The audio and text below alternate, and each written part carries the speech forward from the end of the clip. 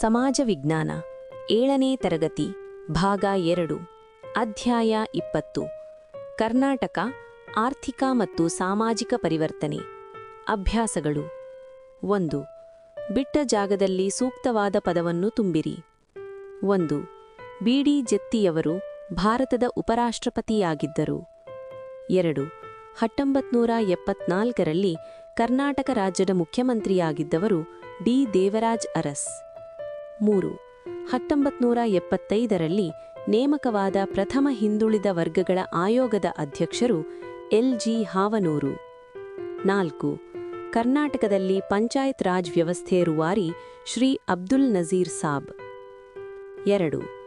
2 ಅಥವಾ 3 ವಾಕ್ಯಗಳಲ್ಲಿ ಉತ್ತರಿಸಿರಿ 5. ಭೂ ಸುಧಾರಣೆ ಎಂದರೇನು?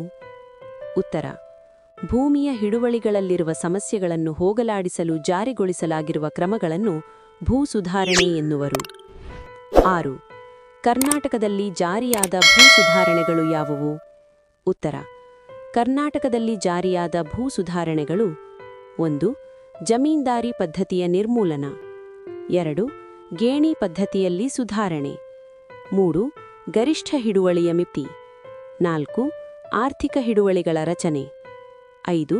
ಸಹಕಾರಿ ಬೇಸಾಯ ಅಭಿವೃದ್ಧಿ 7. ಆರ್ಥಿಕ ಹಿಡುವಳಿ ಎಂದರೇನು?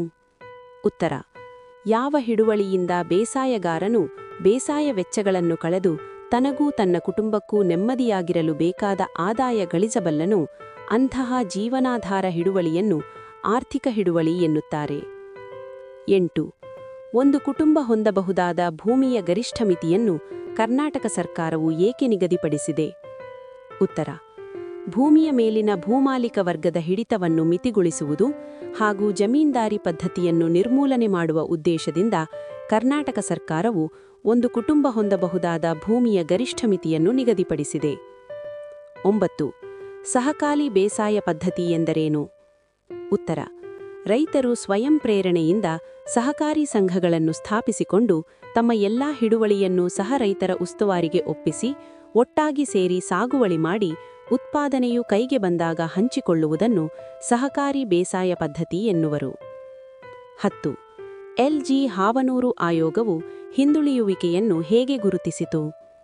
ಉತ್ತರ: ಎಲ್.ಜಿ. ಹಾವನೂರು ಆಯೋಗವು 1975ನೇ ಇಸವಿಯ ಎಸ್ಎಸ್ಎಲ್ಸಿ ಪರೀಕ್ಷೆಯಲ್ಲಿ ಉತ್ತೀರ್ಣರಾದ ವಿವಿಧ ಜಾತಿಯ ವಿದ್ಯಾರ್ಥಿಗಳ ಶೇಕಡವಾರನ್ನು ಮಾನದಂಡವನ್ನಾಗಿ ಇಟ್ಟುಕೊಂಡು ಹಿಂದುಳಿಯುವಿಕೆಯನ್ನು ಗುರುತಿಸಿತು 11. ಪಂಚಾಯತ್ ರಾಜ್ ವ್ಯವಸ್ಥೆ ಏಕೆ ಮಹತ್ವದ್ದಾಗಿದೆ?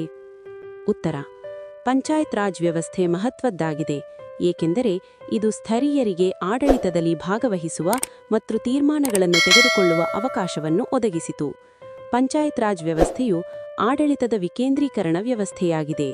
ಈ ವಿಡಿಯೋ ನಿಮಗೆ ಇಷ್ಟವಾದರೆ ನಿಮ್ಮ ಸ್ನೇಹಿತರೊಂದಿಗೆ ಹಂಚಿಕೊಳ್ಳಿ. ಲೈಕ್ ಮಾಡಿ, ಕಮೆಂಟ್ ಮಾಡಿ, ಶೇರ್ ಮಾಡಿ. ಧನ್ಯವಾದಗಳು.